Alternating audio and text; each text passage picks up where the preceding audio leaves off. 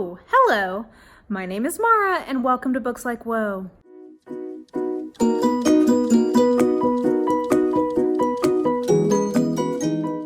So welcome to Books Like Whoa After Dark, because it's been a long ass day. My nemesis tried to come for me today at work, and I was just like, bitch, I cannot. It was a BookNet Fest. We were doing a trivia night, and one of the categories was Harry Potter. And while I love Harry Potter, I've reread it multiple times, I am not somebody for any series that I love, somebody who holds on to every, minute detail. I'm not going to be able to tell you, what Harry's favorite sock color is. Do you know what I mean? But I feel like there are people who do retain those details really well. All that being said, during trivia, it was very apparent to me that I didn't really remember a lot of what things were called, and I was gently mocked for this by my team. So I thought maybe what might be fun, and this is an experiment, this may never make it to the internet, I don't know, we'll see how it goes, but I thought it might be fun if I need to polish off some of these things that my cousin left from when she was at Bonnaroo. I thought maybe I would get drunk and try to remember what happens in Harry Potter. This is Henry's hard sparkling water in strawberry kiwi, and you know what, I know that this isn't White Claws, but we'll see how it goes.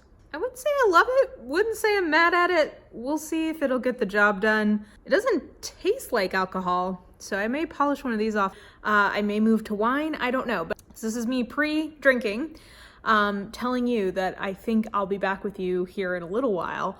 Okay, checking in. I've finished this bad boy. Review is, this smells like Go-Gurt of my youth. The strawberry kiwi. It definitely reminds me of the Go-Gurt smell.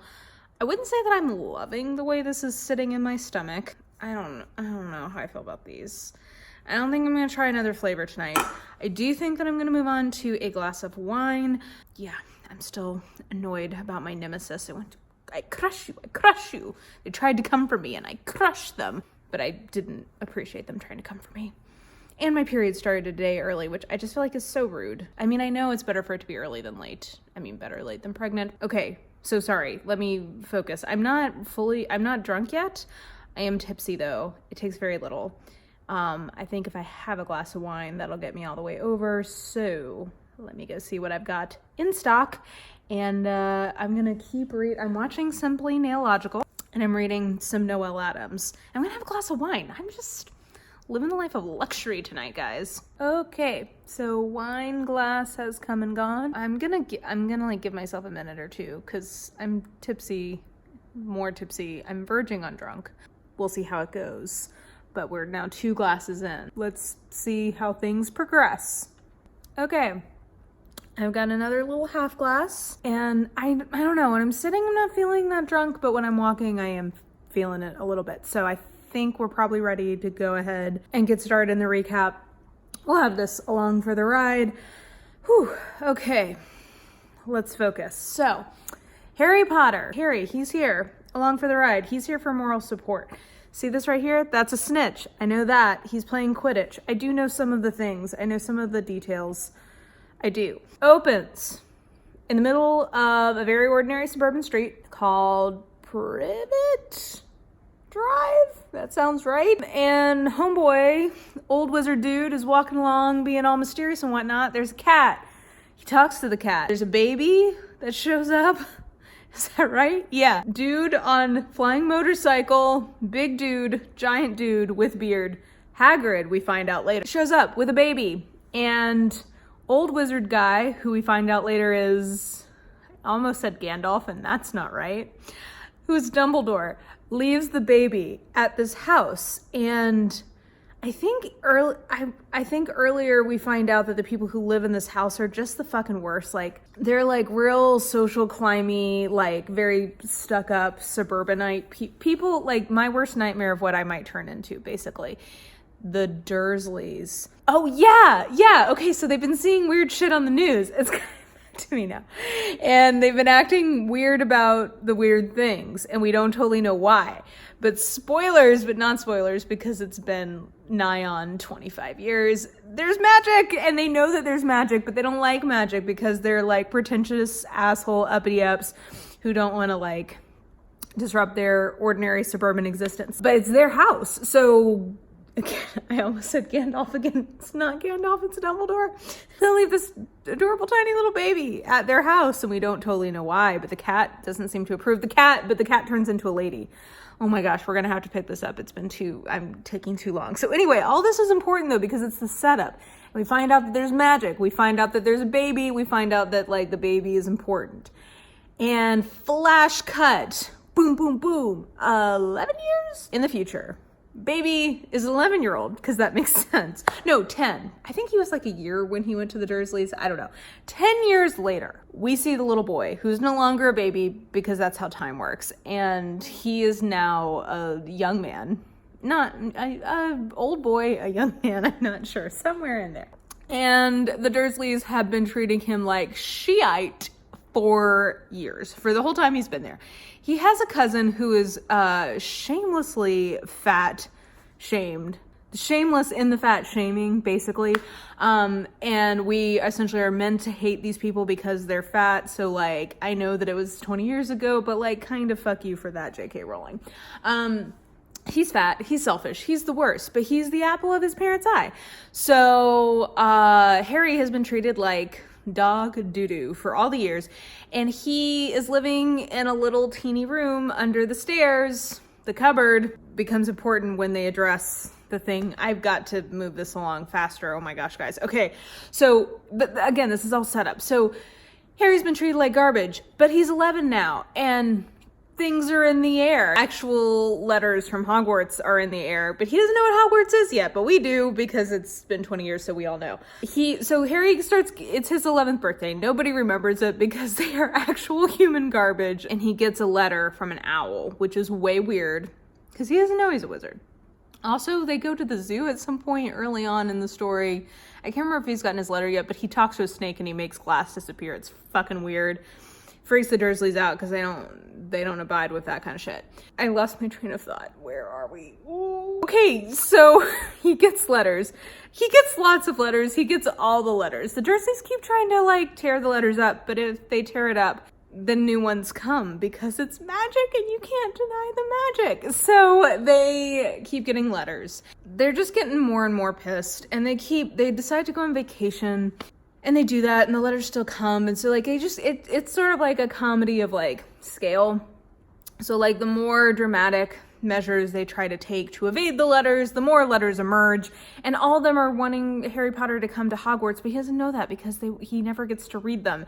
And even when they flood the house with all the letters, he still can't get one to read it. So, eventually... Ooh, oh, no, I dropped Harry.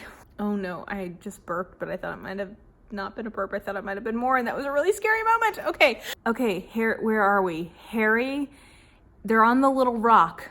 They've really tried to get away from the world. It's very Walden-esque, and they're out on this tiny little rock, and they're all shivering in the freezing cold. And who should show up but fucking Hagrid? Hagrid shows up with some stale-ass, sat-on-ass birthday cake with green icing. I remember that says, "Happy birthday, Harry," and he says, "You're a wizard, Harry." And we know that because of the memes. I remember that. So Hagrid breaks it down for Harry, and he's like, "Homeboy, let me explain this to you. You be magic. Your parents are magic. They were killed. They weren't killed in a fucking motorcycle accident or car accident or whatever the fuck Dursleys told Harry. No. They were magic killed."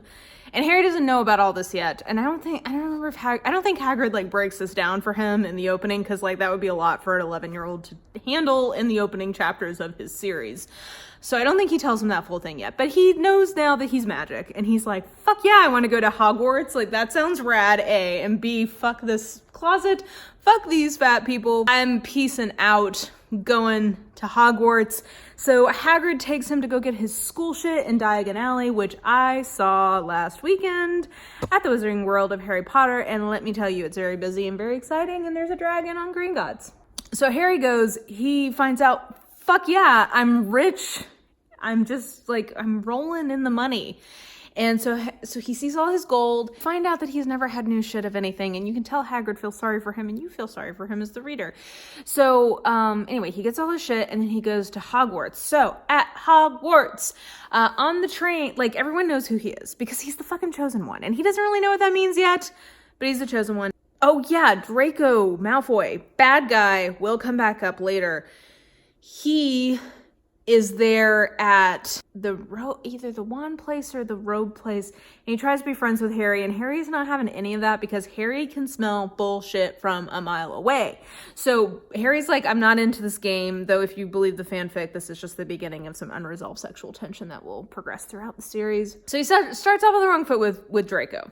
He also, when he's at the train, when he's at the Hogwarts Express, he meets the Weasleys for the first time. Ron is a little fucking awkward, but that's just on brand for Ron.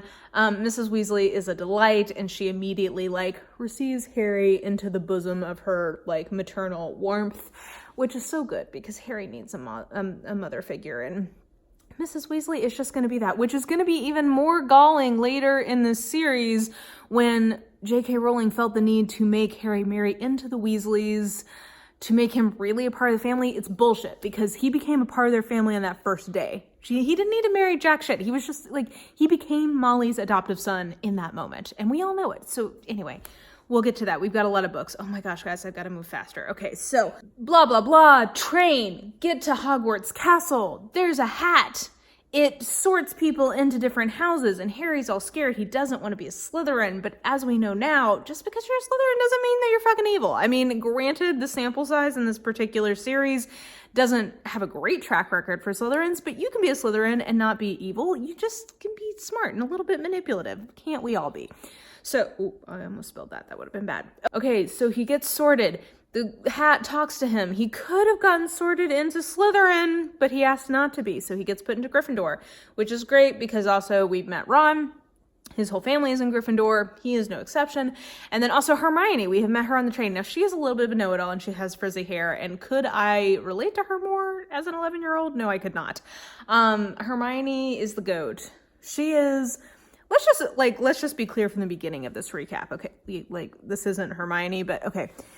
Let's be clear. Without Hermione, this entire journey of defeating Lord Voldemort, who I know we have not yet talked about, would have just been for naught. Because Hermione, do you know what she doesn't have to give? A single fuck. Not a single fuck. She doesn't care if you give a shit about elves. She gives a shit about elves. She doesn't care if you think it's nerdy or weird for her to spend all this time figuring out how the fuck to have the Polyjuice potion happen. She will spend that time, and she will come through with the Deus Ex Machina spell that you need to get your shit done. Do you think, just imagine, sorry, I'm passionate about this. Just imagine Deathly Hallows without Hermione. Hermione is the actual hero of this series. Harry just happens to be the chosen one, but Hermione is clearly who is making shit happen. Is shit happening? Hermione is around. Okay, so we meet her. She's also in Gryffindor. Gryffindor is the fucking best. We just, from the original series, we know this. Now, am I biased because I am a Gryffindor, even though I thought I would be a Ravenclaw, and every single time I've taken any kind of test, I always get sorted into Gryffindor? Maybe. Gryffindor is the best from the series. We just know that. So, he gets sorted, and then, the rest of book one is a lot of, world building. So, all kinds of cool shit. I think, I know people quibble with J.K. Rowling's world building and, the plot holes in her series, and yes, of course they exist, but it's a middle grade novel, and for, I don't know, I just think that the world is so well realized and so detailed and interesting for what it's supposed to be. Macro plot in book one is that Harry's finding out about Lord Voldemort, he who must not be named, who is his, if we're talking Ollie and Foreman, depending on which side you're on, they're nemesis. They're meant to come together. There's going to be a rumble in the jungle, except it's going to be a rumble in the Scottish Highlands. We just know that they're, going to be coming together. That is very obvious. There's an entire cast that I probably should be introducing right now, and I just can't, because I can't. There's so many. Harry Potter is nothing if not replete with interesting characters who are memorable. Again, snaps of J.K. Rowling. Interesting characters. Interesting world building, solid mystery plots for YA/middle grade. People hate on them, but they are solid. Okay, so Snape, fucking asshole. I know that the movie's trying to make him into this hero, but honestly, he holds a grudge against an 11-year-old for something that happened nigh on a decade ago. And honestly, as a grown-ass adult now, I see how preposterous that is. I don't care how much he looks like James, the fact that Snape is constantly ragging on Harry and acting just a complete douche to him. is absurd. So and like also like the whole like politics of the friend zone with him and Lily. Anyway, we can't get into that right now. Ultimately, I know we're gonna like spoilers, I guess. Don't click on this video if you don't care, if you care about spoilers for Harry Potter. Snape is gonna turn out okay, but like objectively, what an asshole. He's not the Defense Against the Dark Arts teacher, because that's like a sore point with him. He's the potions master. So he hates Harry from the jump because Harry looks like his father, who died heroically in the greatest war. Yeah, I mean, like, again, just what an asshole, Snape.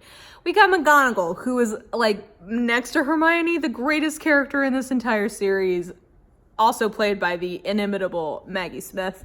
So that's wonderful. Remember that cat we were talking about earlier? That's her. So we got all of them. We got Sprouts. We got little goblin guy, Flitwick. We got him. We got Hagrid. Not a teacher yet. Will come. Okay, we got to move it on. Oh, we got Quirrell. Okay, yeah, Quirrell's important because he is the Defense Against the Dark Arts teacher, and he is awful at it. He's got a wicked turban that smells like garlic. Who wants that? So nobody likes him. He has the iconic "there's a troll in the dungeons, thought you ought to know" moment in the movies / in the books, which is great. Side note, Harry, Hermione, and Ron fight a troll and win. That's exciting. There's all kinds of shenanigans that they get up to in this first book, and they're great. Neville is one of their classmates who is a little bit shy and a little bit awkward. He stands up to them when they're trying to do something, and he gets points in the end for it. I think I'm telling this out of order. Okay, so it's the Sorcerer's Stone. Yeah, so they're hiding at I almost called him Gandalf. Dumbledore at Hogwarts is hiding the Sorcerer's Stone, which is the stone that keeps you young forever. And there's somebody who's figured out how to make it. Nicholas Flamel. Good job, me. Okay, he's made it, and Dumbledore is hiding it. He's hiding it somewhere in Hogwarts. Not in the Forbidden Forest, though that comes up. I forget how. But in like a trapdoor thing where there's a three-headed dog named Cerberus, shout out to Greek mythology, guarding it. There's all these like obstacles and stuff that they got to get through to get to the Sorcerer's Stone to retrieve it and bring it back. They do it. There's an awesome live action chess scene. Ross Keller and Ron Weasley, though, have some startling similarities. Ron Weasley sacrifices himself in the chess game so that Hermione and Harry can keep going. Hermione figures out the puzzle because of course she does. She's just so smart. She figures out the puzzle. She stays behind. Harry goes on. When he gets there, fucking Quirrell is there. What the fuck is on the back of Quirrell's head? Oh no, it's Voldemort. We haven't talked really about Voldemort yet. I've just mentioned him. Voldemort is the big bad of Harry Potter. He is the biggest and the baddest. His original name is Tom Riddle. He has made himself immortal through Horcruxes, but we don't know that yet. That's coming later. And he was defeated by Harry. So he killed Harry's parents. Sad times, sad emoji. He kills Harry's parents, tries to kill Harry, but can't. The curse reverses and doesn't quite kill him because of the Horcruxes, but basically kills him, reduces him to nothing. Quirrell, who's the Defense Against the Dark Arts teacher, goes to Bulgaria or some shit and finds him in a forest. I think this is a point where J.K. Rowling could have been much more descriptive, and I really honestly wish we had a movie scene of Quirrell of finding the incorporeal Voldemort in a Bulgarian forest somewhere. But anyway, he's like, "Hey, cool, you wanna possess me? That sounds rad. Let's make that happen." And then he's been killing unicorns and drinking their blood. I remember that. And anyway, Quirrell is just sort of pitiful and pathetic and like whatever. So there's the Mirror of the Erased, aka the Mirror of Desire, where you see what you most want. And Harry had done some sneaking around. He had an invisible cloak he inherited from his dad that he got for Christmas. I remember that. And he'd found this mirror before. He finds it at the end of the puzzle, and he sees the stone in his own pocket. And the reason it's there is because he doesn't want to actually use it. He just wants to keep it safe, which is genius, Dumbledore. Good job, you. He gets it. Quirrell tries to touch him. He cannot because Voldemort is in the back of his head. He's possessed. So he can't touch him. And Harry, I forget how he did. I think he like burns him out of Voldemort. I don't know. Voldemort like leaves Quirrell's body and flees for destinations unknown. So that's where we leave the end of the first book, and Dumbledore and Harry have like a heart-to-heart where Dumbledore imparts words of wisdom. This becomes a pattern. This is sort of just like how the books end. Okay, that has been so long, but I promise there was so much setup in that one. So we'll like keep it moving more through books 2 through 6 at least. Almost through this one as well. Okay, so book 2, aka my least favorite book in the series. I know, like, in retrospect, it became better once I understood like how it fit into the world, but at the time it was just not my favorite. Okay, so the second book is called Harry Potter and the Chamber of Secrets. Did I even mention that the first one is called Harry Potter and the Philosopher's Stone / Harry Potter and the Sorcerer's Stone? If I didn't, I just did now. Okay, Harry Potter and the Chamber of Secrets. What is this Chamber of Secrets? Let's get there. Harry Potter, trying to go back to Hogwarts. None of his friends have been writing him. He feels so alone and abandoned, and he already is treated like shit by the Dursleys, and there's this whole scene at the beginning where they're like trying to pretend he doesn't exist. And then there's Dobby, the house elf, who we find out has been keeping Harry from finding out that his friends have been writing him because they love him. They love Harry. And, oh yeah, Dobby drops a cake on someone's head. I remember that. Dobby is trying to keep Harry from going back to Hogwarts, and we don't know why. But eventually, Ron and the Weasleys figure out that there's a problem, that there's a plot afoot. And so they go to the Dursleys' house in a flying Muggle car, and they rescue him. They break him out through the bars, and he grabs Hedwig, his owl, and all his crap, and he goes back to the Weasleys. So he is no longer sad that nobody remembers him, because they did remember him. He wasn't getting their letters. So that happens. And then there's something that's wrong with the platform. Platform 9 3/4 won't let Ron and Harry through or something. So anyway, they have to steal the magic car. They fly to Hogwarts. It's a whole mishbuckus because they crash into the Forbidden Forest. There's a bunch of spiders. Ron doesn't like spiders, so that's a problem. So they get there and he's like, who's trying to keep me from being at Hogwarts? I honestly remember almost none of this book. The main things I remember is that Jenny, aka Ron's little sister, who has a crush on Harry Potter, is acting fucking weird in this book throughout. You don't quite know what her deal is. Harry is oh yeah. Okay, Harry is hearing weird shit when he's walking around the castle, and he doesn't know what it is. It's like, which is, frankly, I would just assume that he always has to pee based on always hearing this hissing sound. But anyway, he's hearing that, and people think he's going crazy. He accidentally speaks Parseltongue in this one. I remember that when he's fighting Draco, who, if you'll remember from the first book, is his arch nemesis, who is in Slytherin. So he fights him at some point. I don't remember a lot of this book. Hermione figures out that there's a basilisk in the pipes. Woo! This is where we meet Moaning Myrtle, who was killed by the basilisk back in the day. She's a ghost now who haunts a girl's bathroom, which is like just the fucking worst assignment I've ever heard for the afterlife. Like, no thank you there. All these kids accidentally keep getting like basically frozen, and they don't know what it is, but we find out at the end it's a basilisk, which is this like big ass magical snake whose like eyesight can kill you, but if you don't look at it directly, it just freezes you. So Colin Creevey, remember that kid? I think he sees him through the camera. That's why he doesn't. And then Hermione starts looking around the corner through a mirror. So she's frozen, but again, Hermione is just the fucking best, so she doesn't die. Harry figures out that Ginny Weasley's diary, which she received from Lucius Malfoy, I forget how, but at the beginning of the book, Lucius is swinging his dick around, making Arthur Weasley mad, and somehow ends up giving Voldemort, aka Tom Riddle's diary, to Ginny Weasley, trying to basically, I think, possess her, which is just like real asshole move to do to an 11-year-old if you were a grown-ass adult. So, you know, thumbs down for him on that. Harry goes into the Chamber of Secrets, aka where the heir of Salazar Slytherin, who is Voldemort. Spoilers. He gets in there. Old Voldemort, like the spirit of Voldemort, comes to life from the diary and starts like draining Ginny. But Harry is a hero, and so he's not gonna let that happen. So I forget exactly what all happens. There's a battle. He gets a fang from the basilisk and stabs the diary, which is a Horcrux. We find that out later, like later in the series. It's a Horcrux. He stabs it and kills that Horcrux with the this is gone now, which is sad. The basilisk with the basilisk bane. He kills it, and then Ginny comes back to life, and that cements her lifelong crush. And again, this is just such bullshit, because if you read any of the actual chemistry on the page, Harry and Hermione clearly belong together. Even J.K. Rowling admitted that after the fact. So anyway, this is like the pretext. They're eventually going to be together and make redheaded babies, and who even fucking cares?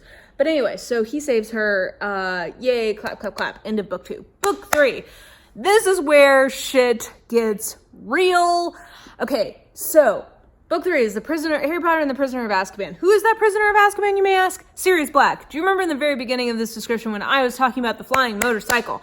Flying motorcycle belongs to Sirius Black. Sirius Black was Harry Potter's dad's, James Potter's BFF, best friend forever.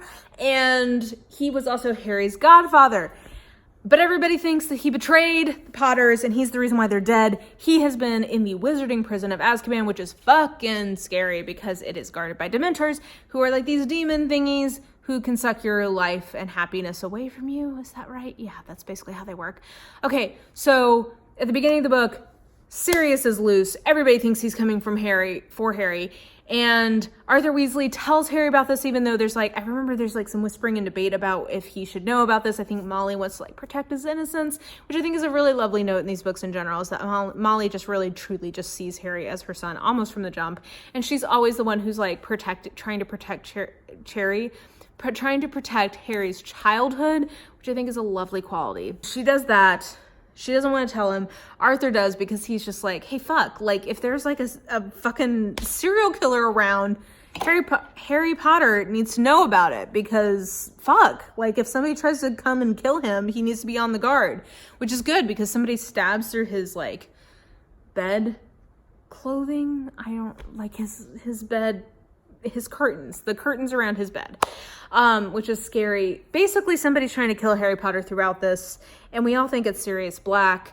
I don't really remember much of what happens in this book, other than Harry. This is the book where Harry's learning more about his father's past, which is cool and interesting. So we find out more about Hogwarts back in the day. I don't remember really much about this until the very end. So Lupin. Professor Lupin is the new professor of the dark arts, so this is a recurring past. Oh my gosh, I can't believe I talked about book 2 and did not talk about Lockhart at all. Insert asterisk here. Lockhart was a thing in book 2. In book 3, the professor of the Defense Against the Dark Arts is Lupin, who was Harry Potter's dad's, not his BFF, but his second-tier BFF, which is awkward to talk about, but we all know is a thing. So Lupin, though, spoilers, at the end, we find out he is a werewolf. And he has to take this potion that Snape is making for him on the reg, but then we're suspicious, is Snape making the correct potion for him? Is he trying to kill him? Is he trying to set him up? We don't know, because we all know Snape is a petty ass bitch who holds grudges from 20 years ago. So anyway, Lupin, that's a whole thing. We learned about Bogarts in this book. I don't really remember a lot else until the end, where Harry, Ron's rat, Weezer's, I don't remember the name of this rat. Scabbers, that's the name of that rat. Okay, Scabbers has been acting weird and not himself, and he blames Hermione's new cat, Crookshanks, for this. But at the end, Scabbers gets away. Ron tries to follow him through the Whomping Willow. Oh my gosh, I can't believe I just realized in book 2 I didn't talk about all those gigantic fucking spiders. Okay, again, sorry, I didn't remember a lot about book 2 until now. Okay, the spider things happened in book 2 as well. Book 3, they're going under the Whomping Willow. And the only reason I thought of the spiders in is because it's around the fucking Forbidden Forest, which all kinds of crazy shit is in there. There's centaurs. I don't know. Do we meet the centaurs in this book? I don't remember. Okay. I'm done with alcohol now. I've had enough. This is now sparkling water. Okay. So they find the Marauders map, which is something that James, Lupin, Sirius, and old fucking what's his face, aka Scabbers. I don't remember that. Peter Wormtail. I don't remember. Okay, that guy, Peter Pettigrew. That's that fucker's name with the scabby ass hair. Okay, he was one of their little gang of mischief makers, and they follow Scabbers through the underground tunnel that they find on the map. And in the Shrieking Shack, surprise, motherfuckers! Scabbers is Peter Pettigrew, aka the Mole, which is ironic considering he's a rat. The Mole in the Order of the Phoenix organization on behalf of Voldemort. He's actually a secret Death Eater. Now, where he was hiding his fucking Freudian phallic as fuck Death Eater's tattoo, I do not know. I don't know if he had that like on his thigh or some shit so that people wouldn't know that he was a traitor. It is hard to say. But he has been legit sleeping with Ron in his bed for years and years. And he's a fucking traitor. And he's been hiding as a rat, which is, again, like, metaphorically so appropriate. J.K. Rowling can be a little on the nose with these things, but, like, let's be real, I'm into it. Okay, so there's, like, a confrontation, and basically Sirius Black shows back up, and he's trying to kill Peter. And I think Harry saves him from doing that so that he doesn't have to go back to Azkaban. I don't remember. I just remember there's, like, some touching as fuck scenes in this particular encounter. Harry is like, fuck yeah, I finally have a father figure. Though, okay, let's be real. He has plenty of father figures. I'm talking Dumbledore. Again, I said Gandalf every time. I'm talking Dumbledore. I'm talking Arthur Weasley. Like, I'm talking Hagrid. There's plenty of positive male role models in Harry Potter's life. He didn't need Sirius Black to come back for that. But, like, I get it. He's the closest connection he feels like he has to his dad. It's all cool. So they connect, but then, like, immediately oh yeah. So the Griffin, I don't remember this Griffin's name, is sentenced to death because he poked at Draco, and Draco's such a fucking pussy that he's gonna get him killed for that. This is Hagrid's first attempt at teaching care of magical creatures, so he's now a professor. So there's this whole, like, time-turning awesomeness. Somewhere I have a time turner that I got at the London studios. There's that. Anyway, Sirius Black gets away, and Harry is sad because he wanted him to be a part of his life. And they save the Griffin. I forget where he goes, but he gets away, which is great. He's not executed needlessly. Hermione has had a time turner to be able to keep up with all her classes. Of course she did. That's so on brand for her. And all is right with the world, I think, at the end of the third book. It's like, it's emotional. It's like that. I feel like the third and fourth book is where you were like, oh shit. Like, I thought that we were on one level and now we're on another level. Fourth book, moving on. Fourth book is maybe the best one in the series. I personally prefer the Deathly Hallows because I love a strong ending. Fourth book is The Goblet of Fire. And the thing about The Goblet of Fire is this is where J.K. Rowling stopped having an editor because they got real fucking long. I'm cool with it for the most part in the Harry Potter series. I know in other series it's not as great. In the fourth book, basically we have the Triwizard Tournament. We have students coming from these other schools in the rest of Europe. We don't have any of the American school bullshit, which we all know that J.K. Rowling pulled out of her ass when she realized that she wanted to continue to capitalize off of this franchise and that a huge portion of her audience was in America. I don't remember my American house because who fucking cares? I'm a Gryffindor. I'm not Ilvermore. I don't even remember what it's called. None of the Americans show up for this, though. The Triwizard Tournament is between England. It's between England, France, and, like, Eastern Bloc. We don't know where, but, like, Russia, I guess, basically. I don't know. You could probably do an interesting, like, Cold War reading of this. But anyway, so it's the best students, and I don't know, I would be very interested to hear about the process of selecting these best students to come to the Triwizard Tournament. I'm not sure. We got Victor. Oh, yeah. Okay, wait. This book starts very excitingly because it is the Quidditch World Cup. Oh my God, guys, I just realized I've not talked about anything. There's so much I'm leaving out. All of the Quidditch stuff that happened in the first three books. It turns out Harry Potter's a fucking prodigy at snitching. What is he? He catches the snitch. He's a seeker. He's a fucking prodigy at being a seeker. And his job is to catch a snitch. I'm not even going to try to recap to you the rules of Quidditch because you guys already know. So that is a thing that happens a lot in the first three books is that he gets to be like swinging his dick around because he's awesome at Quidditch. So sure. And I mean, like, Again, there's so much phallic imagery in these books. Like the Death Eater tattoo could not be more like, this is the size of my dick on my arm, but also the Quidditch, because like it's literally a broomstick through your legs. So much Freudian imagery in these books. Okay, so he's fucking awesome at Quidditch. Let's just insert that. And there's been a lot of coverage, and like in the movies, that's really exciting. Also, when I was at the Wizarding World of Harry Potter, I very much enjoyed the rides that were simulating me flying, because I am fucking into that. I wish. So they started off by going to the Triwizard Tournament. At the Triwizard Tournament, there's lots of fun shenanigans. We get to see lots of Quidditching, which I really enjoy. We find out more about like fun magic-y things like the portal key, portal key, that thing. The big ass tents that have lots of things in them, even though they shouldn't really be able to have that much in them. There's that.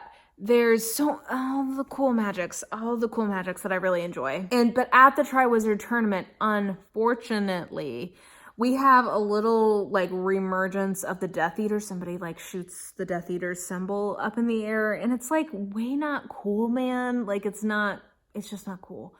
Like everybody was being chill, everybody was having a great time, and then you come in here with your phallic ass imagery up in the sky, domestic terrorism, metaphor. It was just not cool. Okay, so that happens at the Triwizard Tournament. There's some like there's lots of setup at that particular event, but one of the things is that Victor Crumb, I went to call him Victor Rolf, but I think that's Victor and Rolf, which makes a perfume, and that's not right.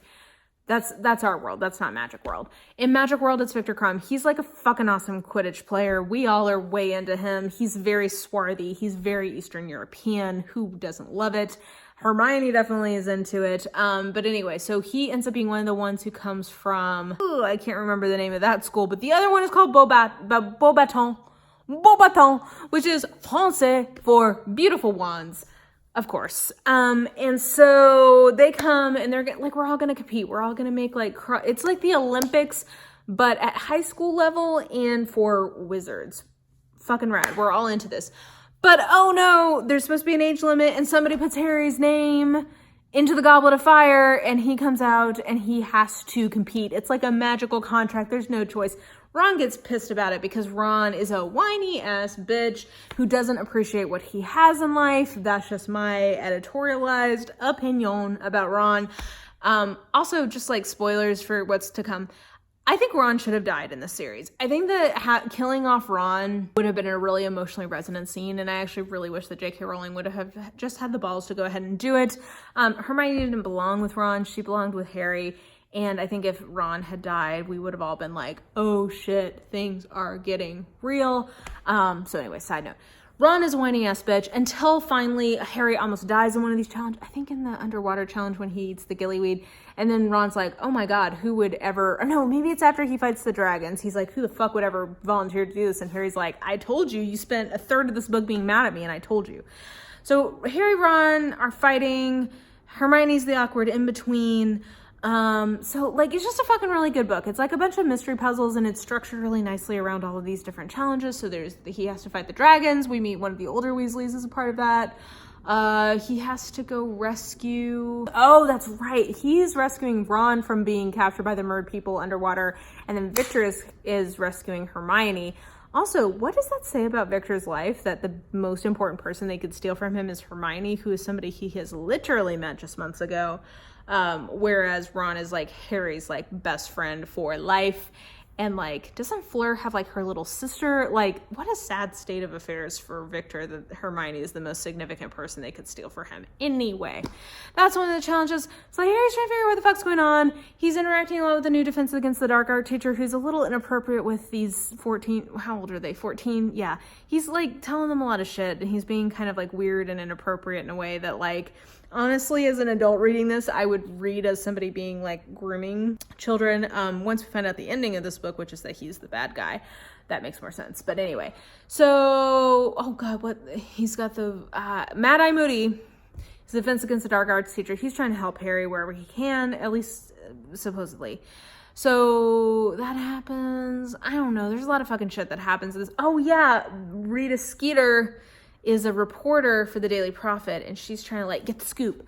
And we find out at the end that she's a animagus who can turn into a beetle, and that's how she's getting all the scoop. But she is trying to she just keeps writing all these fucking smack articles about Harry, and it's like, bitch, get a life. There's a lot of stuff that happens. The fourth book is really good. It's one of the best books in the series. I would say the fourth, it's hard. The third, the fourth, the fifth, and the seventh are probably the best ones, but I don't know. I could see arguments for any of them being the best. Anyway, at the end, Harry is in the maze, the magical maze, and oh yeah, Hogwarts real champion is Cedric Diggory. Oh my gosh, guys, I'm so fucking tired. I know I keep closing my eyes, but I can't help it. Drinking in general makes me tired, and I'm already tired because it's been a long day. We were talking about Cedric Diggory, fucking hottie, awesome in every way. Has the girl Harry wants, Cho. I don't remember her first name, and he is the actual champion for Hogwarts, and he and Harry begrudgingly help each other a little bit here and there in the maze. It's him and Cedric. They get down to the final moment. They're both going to touch the trophy, and whoever touches the trophy wins. And they're like, hey, you know what? It's a beautiful moment of solidarity and teamwork and kindness. They're like, you know what? We're both going to fuck this at the same, we're not going to fuck this at the same time. That'd be a whole other book and not YA. We're going to touch this at the same fucking time. So they do, and when that happens, oh no, it is a portkey, which got established in the first act of the book as a thing that exists in this world. It pulls them into a fucking spooky-ass graveyard. Who is there? Peter Pettigrew, that asshole. He's there. There's a big old cauldron, and guess what? There's a weird Voldemort baby thing also there. They kill Cedric right away, which is devastating because he's hot and nice and just deserved to be alive in this world. Also traumatizing Harry. They kill him right away. They use Harry's blood, that sounds right, to help resurrect Voldemort. Voldemort calls all the Death Eaters back. The Death Eaters are like, whoops, my bad, sorry for abandoning you, but love ya, can we still, let's just get back together. Lucius Malfoy is there, surprising no one. I can't remember if Bellatrix Lestrange is there or not. Hard to say. Anyway, basically the outcome of this is Voldemort is back. I forget how Harry gets away, but Harry fucking, thin red line, army crawls over to Cedric's body, and he's like, you know what, I'm not leaving Cedric's body behind, which as a 14 or 15 year old when I read that was really fucking intense, and to this day that's pretty fucking intense. Grabs his body, Accio portkey, he grabs that, he goes back to the maze, he's weeping like a baby because he now has even more PTSD than he already had. Everybody's like, fuck, we love Diggory, we love Cedric, he's dead. Mad-Eye Moody shovels him back to his office, but plot twist, Mad-Eye Moody is not Mad-Eye Moody. He is the deranged son of the Minister of something or other. I can't remember what now. But he's one of Voldemort's most devoted followers. And he's been impersonating Mad-Eye Moody this whole time via Polyjuice, which was introduced to us in the second book. Mad-Eye Moody is actually being kept naked and afraid and alone in the bottom of this big-ass trunk. This magical expanding trunk thing. Good news is he's okay. Bad news is he's been being impersonated for an entire year. Dumbledore comes in, and he and the Minister of Magic, Fudge? That sounds right. Hear the whole confession from Homeboy. And basically the way things stand at the end of the fourth book is that Harry Potter is like, hey everybody, Voldemort is back, and nobody wants to hear that. So, cut to the fifth book, which is Harry Potter and the Order of the Phoenix. Oh my gosh, guys, I'm so tired. I want to go to bed. We gotta start landing this plane, but there's so much plot left. Order of the Phoenix, high level themes. Harry Potter, this is basically Harry Potter in the Order of the Troubled Teen Angst. This is the book where everybody gets pissed at Harry for being a whiny punk-ass bitch. Here's the thing. 14-year-old seen one of his friends murdered in front of him. Already has had both of his parents murdered for the same situation. Secretly has a boner for Hermione, but has sublimated it and is pretending that he likes Cho, and then eventually is gonna like Jenny. He just has a lot of shit going, and also his the person he's attached to emotionally as a parent figure, Sirius Black, he can't have full access to. It's just a lot. It's a lot for a 15-year-old to handle. He's also surely has hormones happening at this point. He's feeling things in his stuff that he's not felt. I mean, like, it's just like being a teenager is already a lot. And then he's also got all this bullshit on top of it. So, like, I don't want to hear it complaining about whiny Harry Potter because, like, if anybody has a reason to complain, surely it is him as a 15-year-old. He does spend a lot of this book whining and grousing and pushing people who love him away from him, which is a little bit of a bummer. But basically the whole point of this book is he keeps being like, hey guys, guess what? Voldemort is fucking back. And everybody keeps being like, no, deny. It's like basically Voldemort is the climate change of the politics of this wizarding world where everyone's like, fuck no, I can't confront how awful this is, that this is a thing that's happening. And Harry Potter is the climate scientist being like, bitch, I don't care if you can confront it or not. It is happening. So like maybe we should fucking do something about this. So the Order of the Phoenix was a thing that Dumbledore formed back in the day to like help combat Voldemort. They find out about it and they're like, you know what, let's just fucking do, like, we got the room of requirement going. We're gonna like make our own new Order of the Phoenix, and they need it because in the 5th book, we have the most effective villain in any of these books introduced, and that is Dolores asshole Umbridge of the pink nightmare pantsuit. She is the worst. Like, basically Dolores Umbridge is the embodiment of like bureaucracy and like ordered evil gone amok. She's just like so scary and so evil. Ugh. Anyway, she comes to Hogwarts. She's basically like a mole for Fudge, who is just, oh my god, he's basically like a very thinly veiled Neville Chamberlain figure. He's just so fearful and he cannot confront the reality of what's happening around him. So he sends Umbridge in. She quickly makes Hogwarts like a living hell for people to be in. She starts like getting people fired or getting people put on leave. Eventually she gets Dumbledore kicked out, somehow through Harry, I can't remember how.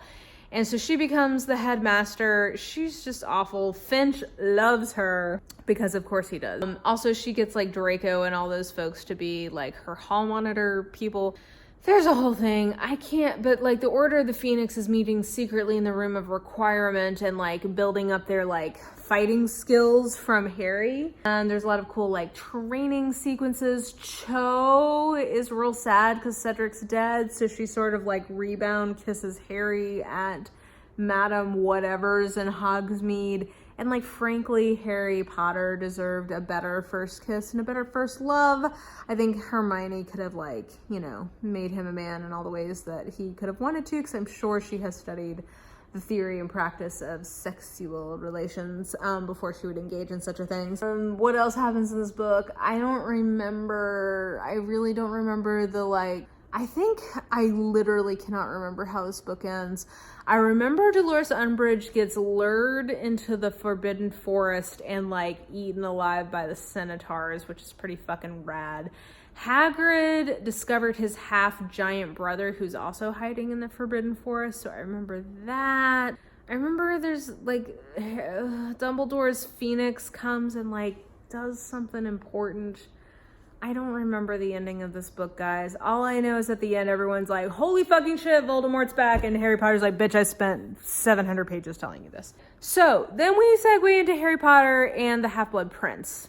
Harry Potter and the Half-Blood Prince is a good, like, I remember liking this one, but I also, like, never really felt like it fully came together as a book. I think it and the Chamber of Secrets are the worst in the series, but I prefer this one. Don't remember. This is basically a book of setting up oh, fuck. I just remember the end of the Order of the Phoenix. Okay, what was I even thinking? The end of the Order of the Phoenix. Harry Potter has been hearing about this whole prophecy thing, and he wants to go to the Ministry of Magic to find out what the fuck this prophecy says about him. Basically, TLDR, baby gonna be born in July. We'll take down Voldemort.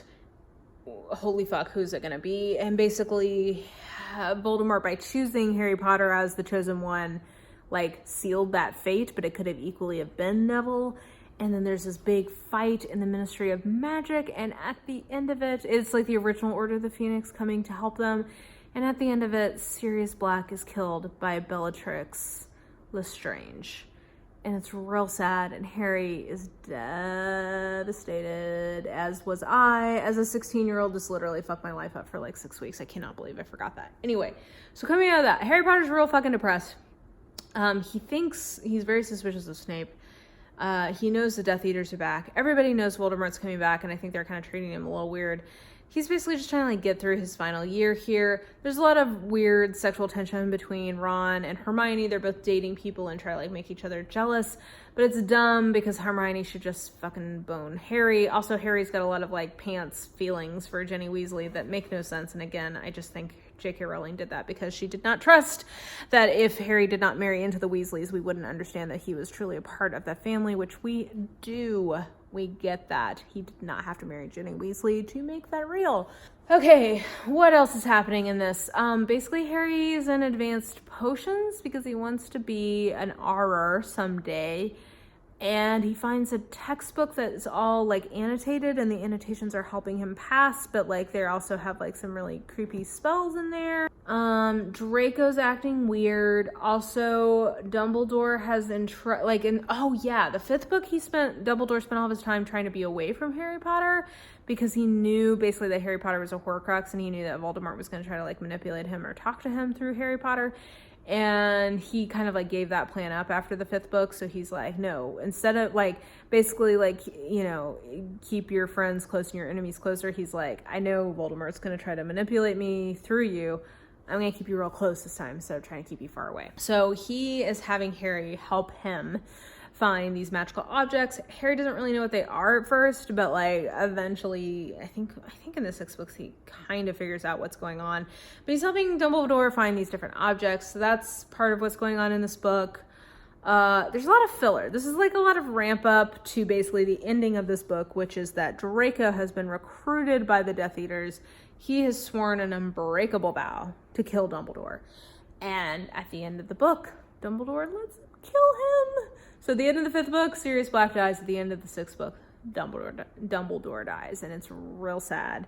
And you're just like, who else is like, people just are going to fucking die. And you know what? You have to give it to J.K. Rowling for whatever other flaws she has, and certainly she has many flaws. She doesn't kill people and bring them back to life the way that a lot of fantasy authors are tempted to do. Like, so I appreciate the fact that her deaths actually feel like they mean something, because she's not just always bringing people back to life. I know she does that in the very final scene, but in general, like, it's not like a Tolkien situation where Gandalf, surprise, I didn't actually die, or like all these other stories where people just get brought back to life here, there, and everywhere. Anyway, at the end of the sixth book, Harry and Dumbledore go to the island with the ghosts and the zombies to try to pick up this last Horcrux, which is like a locket. And Dumbledore gets really weakened in that process. And then when he gets back, he basically is it Draco kill him or Snape? I think Snape is the one who actually kills him. Harry is like set off in a very angsty course, and it's just sort of like the end of the sixth book is sort of like the we can never go home again moment, where it's like shit is real now. Oh my gosh, guys, I've been talking so long. We've got to finish this, and there's so much plot left in the seventh one. Okay, my mouth is getting parched. Okay, seventh book, last book, my favorite book is Harry Potter and the Deathly Hallows. So what happens in Harry Potter and the Deathly Hallows? Basically, everything that's been set up in the first six books gets paid off. I haven't mentioned so many important characters who've come and gone throughout this. I just realized I've not talked about Luna Lovegood yet. Guys, this video would be so long if I tried to give a full blow by blow. But basically, the TLDR of Harry Potter and the Deathly Hallows is that Harry Potter is not going back to Hogwarts this year because it's not safe for him. Snape is acting as headmaster, and at this point, we don't know if Snape is really on the good guy side or if he is a Death Eater. We don't really know. We don't know. I think like a good reader probably has intuited that he is on the side of good, but we're not sure like how he fits into the plan, but we're pretty sure that he's probably a part of Dumbledore's plan somehow. Harry Potter and Hermione and Ron are basically on the run after Ron's older brother's wedding to Fleur. Basically a bunch of Death Eaters like crash their wedding at the Weasleys' house, and everybody kind of scatters. Ron, Hermione, and Harry all leave, and they have like this, one of the kind of like tents that they had from the Triwizard Tournament. They're kind of just like on the run throughout the English countryside, trying to find the Horcruxes. I don't remember all of their adventures, but they're finding them, but they haven't figured out how to destroy them fully yet. basically, eventually, Ron is just like a whiny bitch and can't take kind of like the lack of resolution to what they're doing. He abandons them. Hermione and Harry continue, and Hermione is the hero of the 7th book. Just like try to imagine the 7th book without Hermione steering the ship, and tell me that Harry Potter, A, would never have found all those Horcruxes, B, would never have figured out how to destroy them, and C, would have just fucking gotten killed. Like, Hermione is just the evil genius of this, and I love her so much. She is the true hero of the Harry Potter. Okay, so eventually it's just Hermione and Harry, and they go back to Harry's parents' hometown, to the house that he grew up in. And I remember Nagini shows up, the snake she's inside of Bathilda Bagshot, and busts out of her skin, and that's really creepy. I don't remember a lot beyond that. What else? I don't remember. Like, there's so much that happens in this fucking book. So basically, the Deathly Hallows are like these 3 sacred magical objects, and we already have seen 2 of them. So the invisibility cloak that Harry inherited from his dad is one of them. Dumbledore's wand, which is the Elder Wand, which he was buried with, was another one. And the stone... Oh, yeah, the stone was the gem in one of the Horcruxes, which was a ring that Salazar Slytherin owned. So those are the 3 Deathly Hallows, and whoever owns all 3 is the Master of Death. So that's part of, like, Voldemort's endgame, is that he wants to own all 3 of them so that he can, like, live forever or whatever. I don't know why he doesn't just... I mean, I guess in the first book he did try to just get the Sorcerer's Stone, and then they destroyed it. Okay. Anyway, so Voldemort's trying to get all of these Deathly Hallows so that he can live forever. Harry Potter's like, no, we're not playing these games. And I guess being at Hogwarts is real awful. It's basically sort of like being, and I mean, I don't want to be, like, this is very clearly the analogy. It's very clearly, like, meant to mimic, like, the Hitler youth camps of the Nazi era. So it's just real oppressive and, like, yeah, it's not great. I think there's, like, these creepy twins who are the headmasters. I can't remember. Basically, eventually Ron comes back and he helps Harry either defeat a Horcrux or, like, helps him, like, defeat his demons. I can't remember, but Ron comes back and he's real heroic, and so they're all back together again. And I don't remember why, but eventually they realize that they all need to go to Hogsmeade. Oh yeah, because the last Horcruxes, they realize that they're at Hogwarts. They need to get into Hogwarts to collect and destroy the last Horcruxes. What follows is the Battle of Hogwarts, which is really entertaining, really great, and I think that, you know, I know that they chose to split the movies into 2 for a cash grab, but I think of these final books that get split into 2 movies, this is one of the ones that's more justified in my opinion, because there is a lot that happens in that last book, and I think that the movies are actually a really nice adaptation. Anyway, so the final movie and, like, the last kind of centerpiece of the books is the Battle of Hogwarts. And oh my gosh, I could not even begin to try to remember right now everything that happens in this battle, but, like, we get revelation upon revelation upon revelation. One of the main things that we find out is that Snape is not a bad guy. Now, as I've argued, he's a pissy-ass bitch who is a grown-ass adult who treats children like actual garbage. So he's not a great person, but basically we find out that everything he does is because he was, like, obsessively in love with Harry Potter's mom, Lily, and he's basically been, like, a double agent the entire time, but ultimately fighting on the side of good and, you know, trying to keep Harry alive for the sake of Lily. He very, you know, as much of a pussy-ass bitch as he's been, he does very heroically sacrifice himself, essentially, for the cause and in order for Harry to be able to succeed.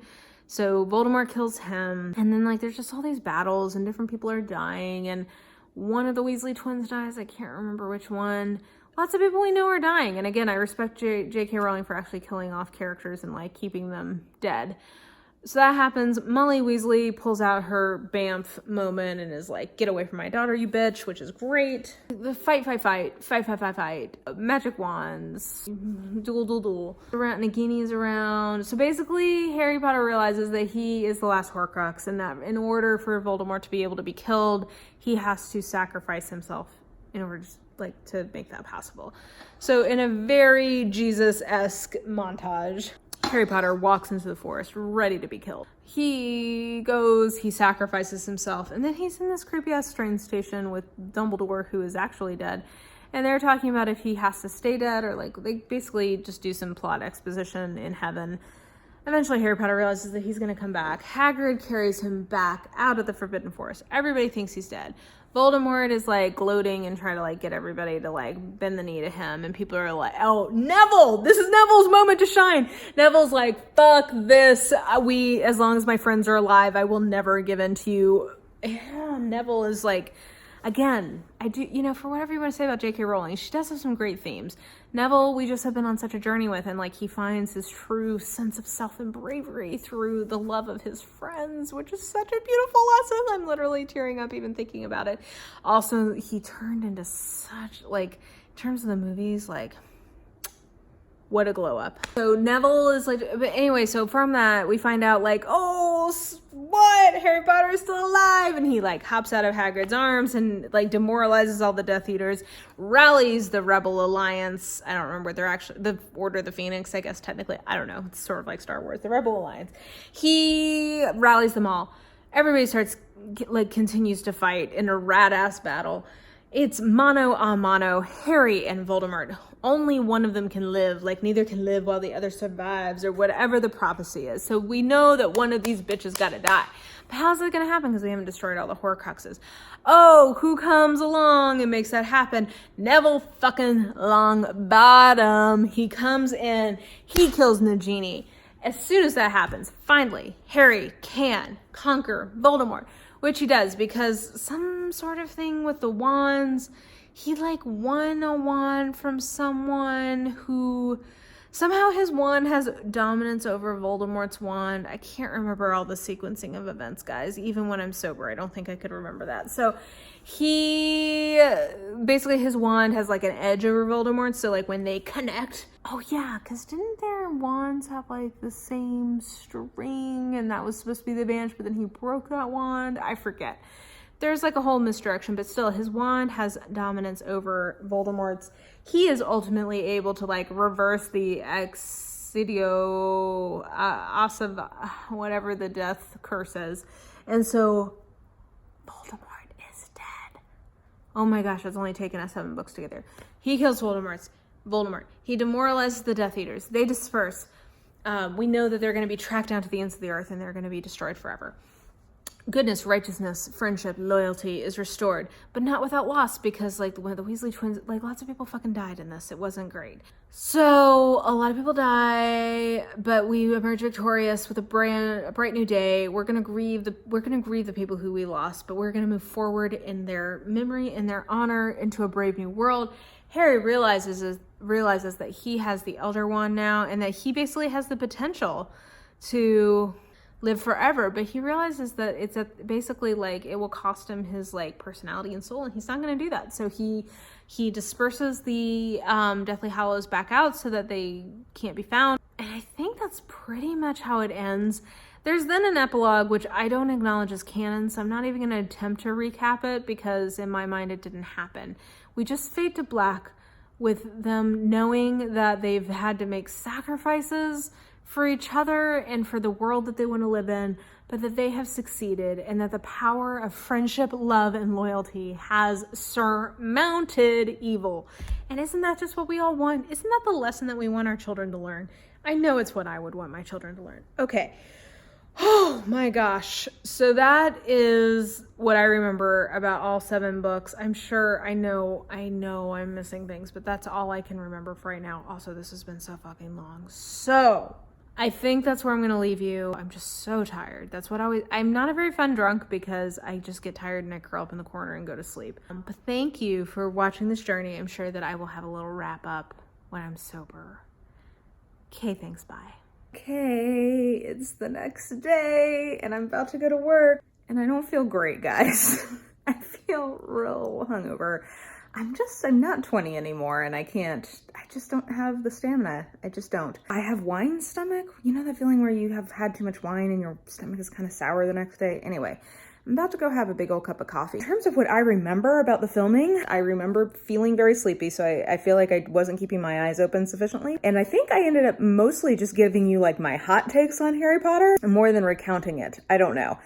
We'll see what it looks like when I put the footage together, but I think I will leave you here for now. So, hope you enjoyed that mess. Let me know what you thought below. If you'd be interested in, I don't know if I want to open up the floor for me doing that again. I don't feel great. If I did it, it would have to be on a weekend. That is something we have learned.